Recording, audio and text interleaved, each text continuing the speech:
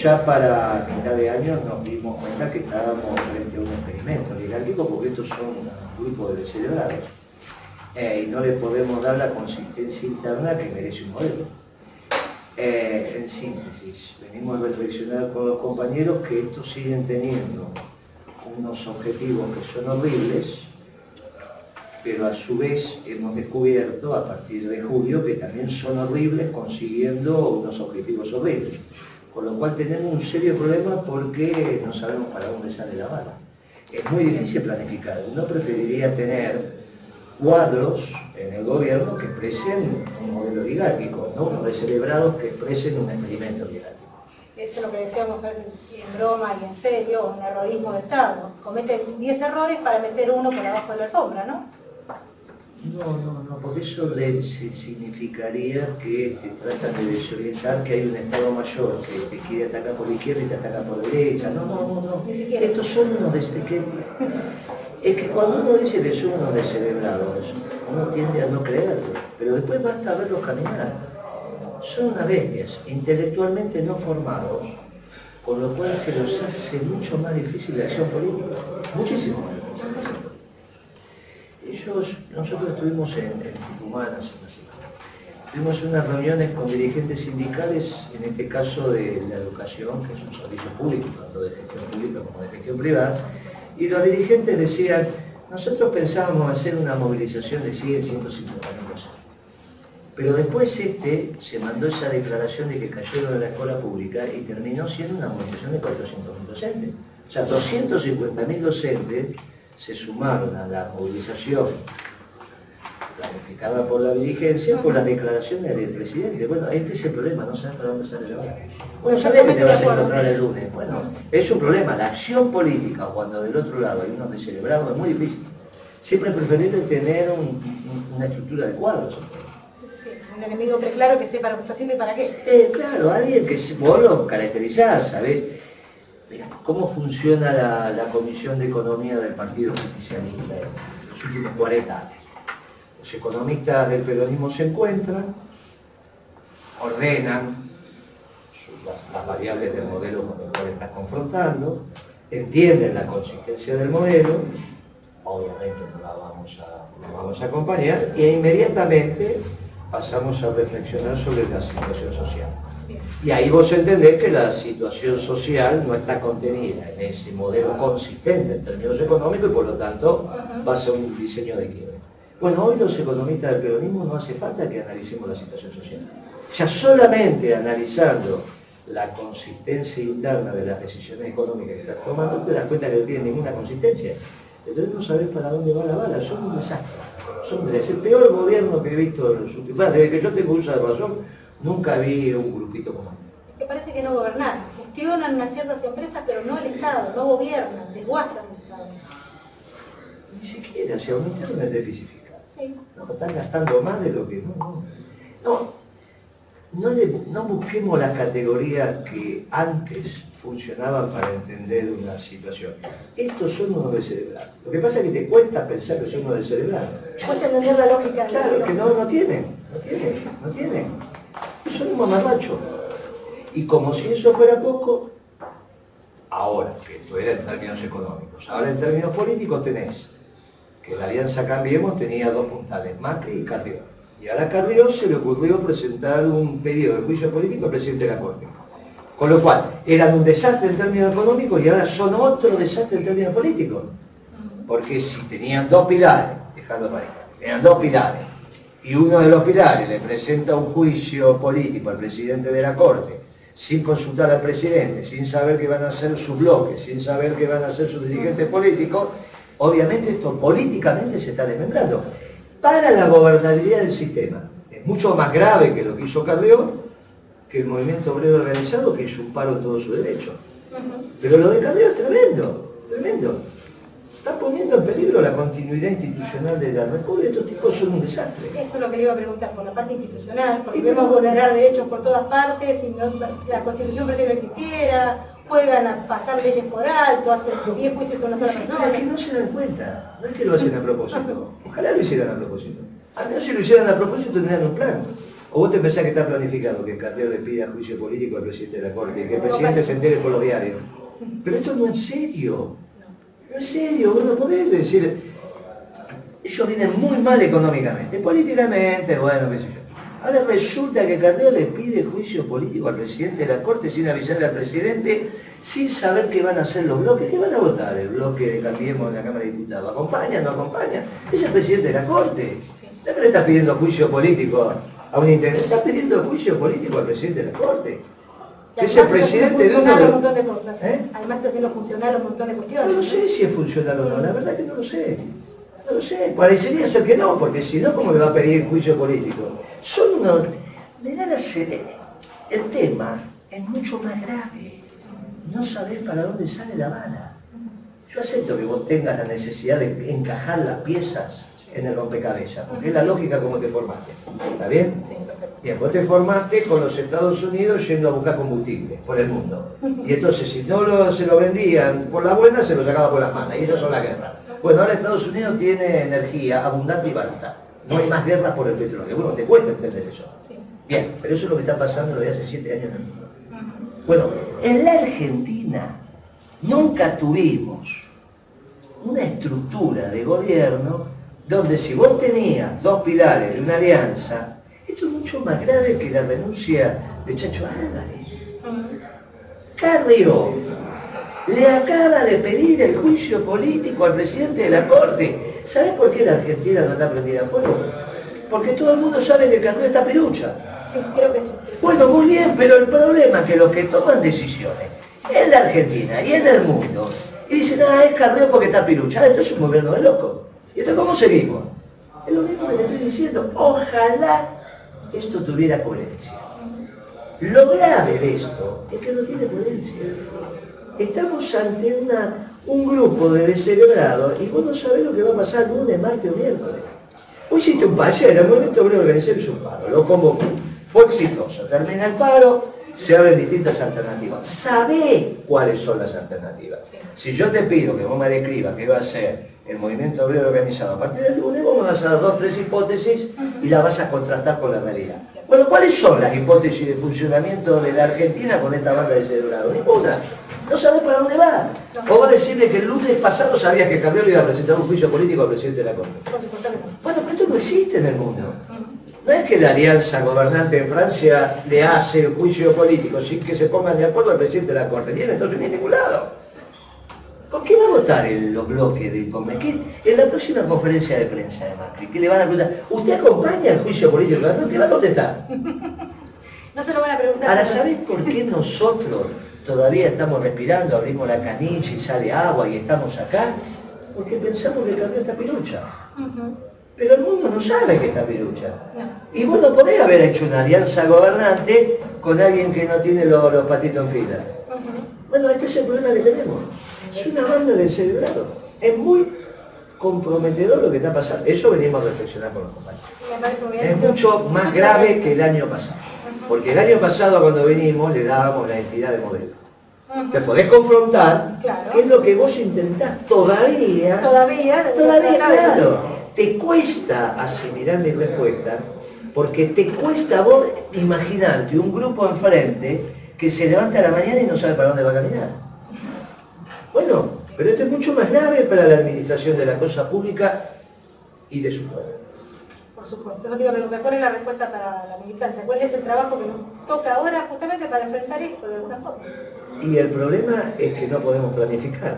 Nosotros tampoco podemos planificar. Lo que tenemos que hacer es garantizar la institucionalidad del país y llegar a las elecciones de octubre. ¿Y cómo sería eso?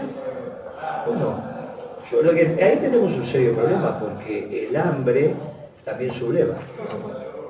Y vos le tenés que decir a los compañeros, a pesar de que el hambre subleva, tranquilos, mansos y tranquilos, que el sol del 25 viene asomando. Pero del otro lado no sabés para dónde va la bala, es un problema. No está tan sencillo transitar. Era mucho más fácil el año pasado.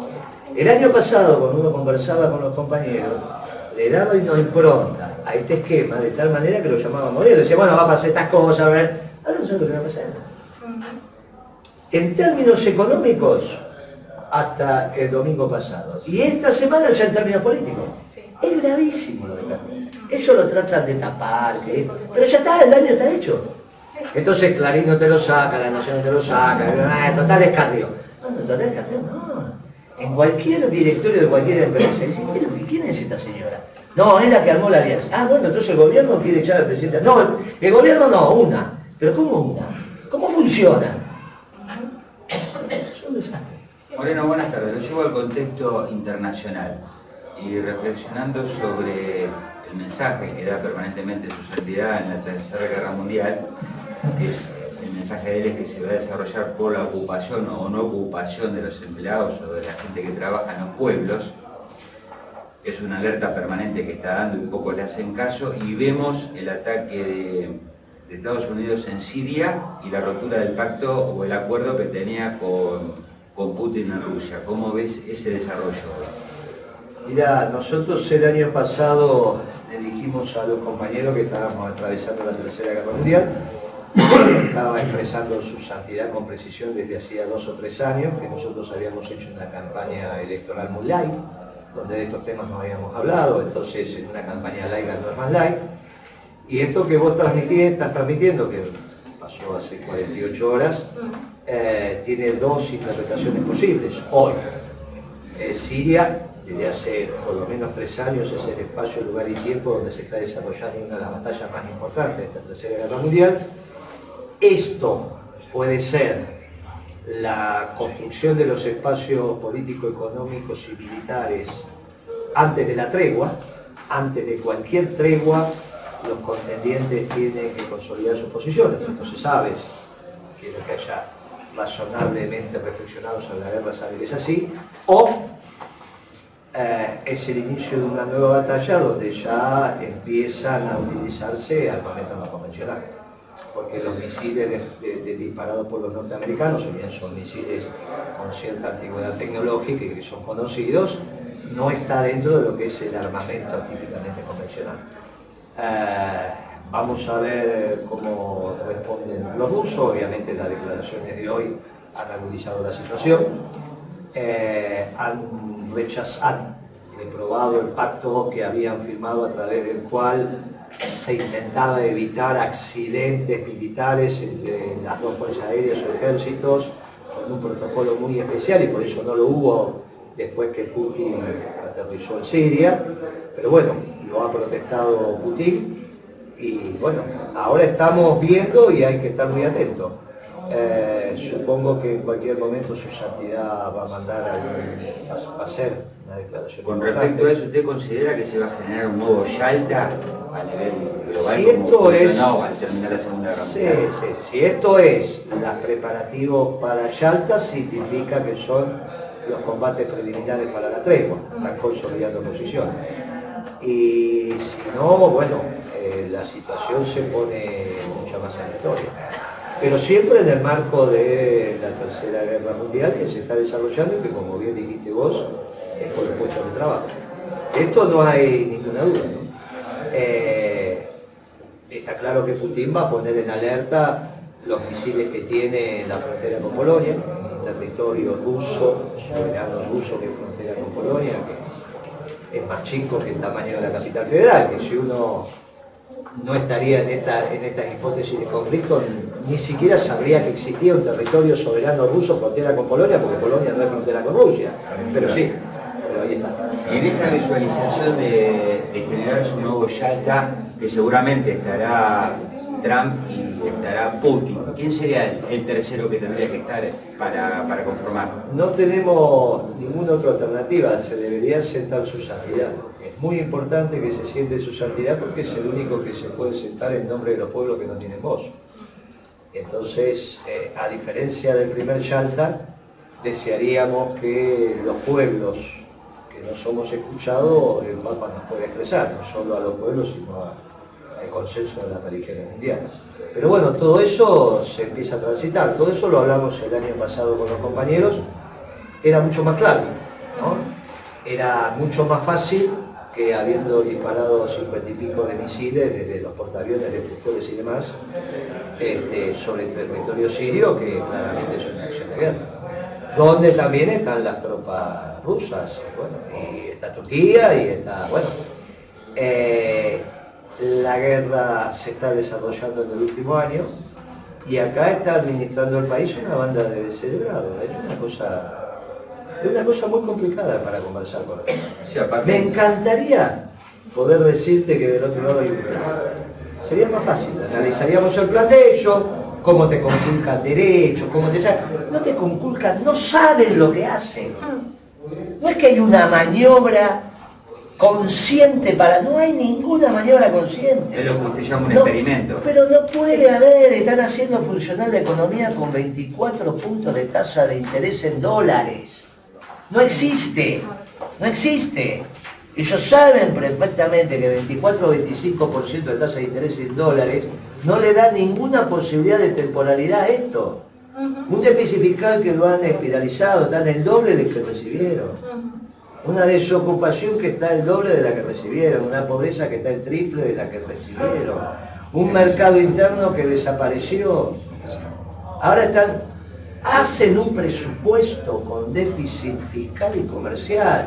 Mi amigo empresario y nuestro precandidato acá, imagínate si tuviera un gerente que le presenta un presupuesto con 2 déficits, le dura 2 minutos. Son unos salvajes.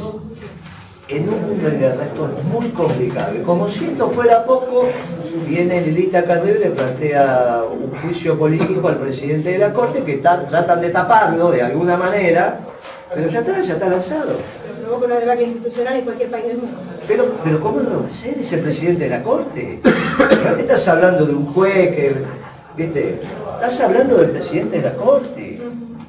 Aparte, no consensuado con el... ¿Qué va a hacer la bancada de Cambiemos en el Congreso? ¿Va a acompañar a Lilita o no la va a acompañar? Si no acompaña a Lilita, ¿qué significa? ¿Que terminó la alianza? Eso es mucho más grave esto que la renuncia de este chico Chacho Álvarez cuando se fue de la alianza. Que en algún momento después dijeron, no, lo que pasa es que la renuncia del Chacho generó una disrupción y entonces de la Rúa empezó a tomar pastillas y no sé qué otras cosas le pasó. Y después terminó en Tinelli, ¿no? Todo al revés, me parece. Bueno, ahora vos imaginate esta señora presentando un pedido de juicio al presidente de la Corte. No, al presidente de la Corte. Sí, además con todo este proyecto que tiene que ver con que los jueces ahora tienen que terminar el mandato antes, pronto podían, los que les servían duraron un montón, pero ahora los quieren sacar a todos, no se sabe para qué. No saben para qué, nada. No saben para qué, nada. Este es el problema que tenemos. Gracias, Guillermo Moreno. Bueno, de nada. Muy bien. Antes de terminar con esto, yo quería preguntarte, ¿cómo ves los datos de la ciudad de Mar del Plata, que como sabés tiene los datos de más alta de concentración del país? Se lo dejo que lo conteste mi amigo acá. Bueno, contestamos entonces. ¿Cómo ves el futuro de Mar del Plata, que también está metido dentro de esta alianza, la triple línea, la gobernación, la intendencia, todo pertenece a Cambiemos? La verdad que es una paradoja. Yo tuve 4 años como secretario de Desarrollo Productivo, con lo cual cada vez que los trimestres nos anunciaban la desocupación era una carga importante, porque si alguien, a pesar de que a partir del año 2004, 2005, 2006 especialmente, Mar del Plata empieza a repechar la cuesta de un 25% de ocupación, no olvidemos que esa crisis del 2001-2002 nos llevó casi entre un 25 y un 30% de desocupación. A partir del 2003 empieza el país a tomar el funcionamiento que afortunadamente tomó, con el fenómeno particular de Mar del Plata. Mar del Plata es una ciudad que tiene un comportamiento bastante singular, en lo que es uno de sus aspectos más centrales, que es la desocupación. Mar del Plata es la primera ciudad que entra en crisis cuando la Argentina empieza a tener problemas. Mar del Plata es la última que sale de la crisis cuando ya la Argentina arrancó. Por eso, siempre termina siendo la punta de lanza incluso para las campañas, como ya sabemos. No, pero aparte de eso, vos fijate que la Argentina a partir del 2003, 2004, 2005 especialmente, 2006 inclusive, empieza a tener un crecimiento muy importante. Mar del Plata recién empieza a tener los primeros golpes de esa recién ya prácticamente en 2007. Y cuando empezamos a arrancar y tuvimos, y eso no hay que olvidarlo nunca, que el gobierno, nuestro gobierno, el gobierno de Néstor y Cristina, tuvo en su trayectoria la crisis económica más importante del capitalismo, del 2008, no olvidemos la caída de Lehman Brothers. Con lo cual Mar del Plata ahí empezó también a tener un problema. Te recuerdas que ya teníamos una dificultad. Pero teníamos un contexto distinto, teníamos un gobierno nacional con un proyecto claro, con una inserción internacional clara. Nosotros teníamos claro, con una geopolítica, y a veces la gente dice la geopolítica son temas teóricos, temas lejanos, y yo le digo no. Es decir, cuando la presidenta o el presidente Néstor define con claridad los alineamientos internacionales, el reflejo en la mesa de los argentinos y el reflejo en la mesa de los marplatenses es prácticamente directo. Es decir, nuestro parque industrial exporta, no exporta, en función de ese alineamiento internacional. Con lo cual, a partir de ese año empezó el desarrollo importante que tuvo Mar del Plata. Hablemos del puerto, hablemos del parque industrial. Pero ahora la situación es distinta a la explicación que se pueda dar. En ese momento teníamos explicaciones, teníamos números y teníamos un sistema que funcionaba. Ahora, como dice Guillermo, no sabemos qué es lo que está pasando. Se da la mano, es decir, se da la mano con Trump y se da la mano con Máxima, por ejemplo. Yo pregunto, ¿qué vamos a vender? ¿Cómo vamos a vender? ¿Y a quién vamos a vender? A partir de ese apretón de manos. Yo no tengo claro qué le vamos a vender a los holandeses, no le tengo claro qué vamos a venderle a los americanos. Sí, fue España a pedir perdón, no se sabe por qué cosa. Bueno, entonces, en ese sentido, es la crisis que tenemos hoy en el parque industrial. Las empresas no saben para dónde rajar, no tienen mercado interno. No tienen inserción internacional, no tienen acuerdos bilaterales, no tienen ningún horizonte y nadie le explica además, no, vamos para este lado y vamos a llegar a este lado y la idea es vender tal producto de esta forma.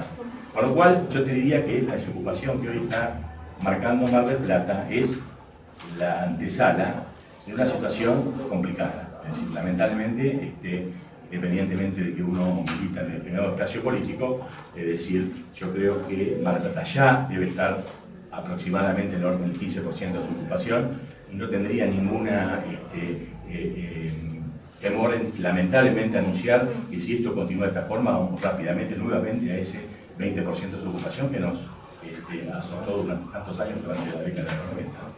Sí, seguramente, aparte lo vemos todos los días.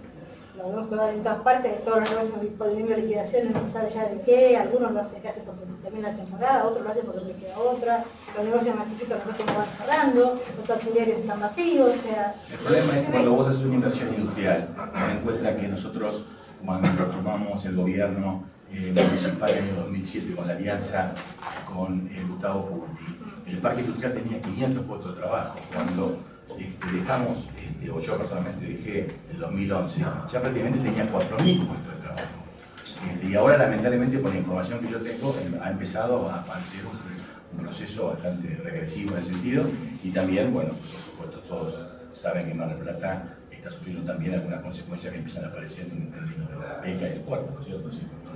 Con una ecuación cambiaria que, a pesar de todas las cuestiones que se dijeron, que se iba a visibilizar, se iba a viabilizar una política de retenciones y todo, bueno, estamos terminando hoy con una ecuación económica que con una devaluación monstruosa y con un retiro de las retenciones, hoy la cuenta es que la rentabilidad de ese negocio es peor que aquella que teníamos en el año 2013-2014. Seguramente, sí, aparte, lo que yo lo que veo también en términos políticos, como bien decía, es todo un desgobierno. No ejecuto los presupuestos, los subejecuto, no importa lo que pase.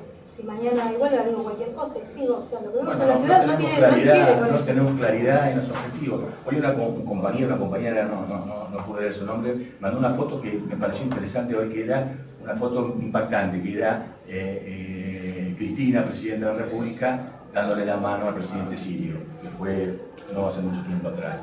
Y yo le decía a los compañeros que cuando un presidente argentino le da una mano a otro presidente, está abriendo o está cerrando posibilidades de trabajo, está abriendo o cerrando posibilidades de que la capacidad de agregar valor de la comunidad productiva argentina se coloque o no se coloque en determinado lugar. Es decir, no es una foto, indiferente que un presidente sirio.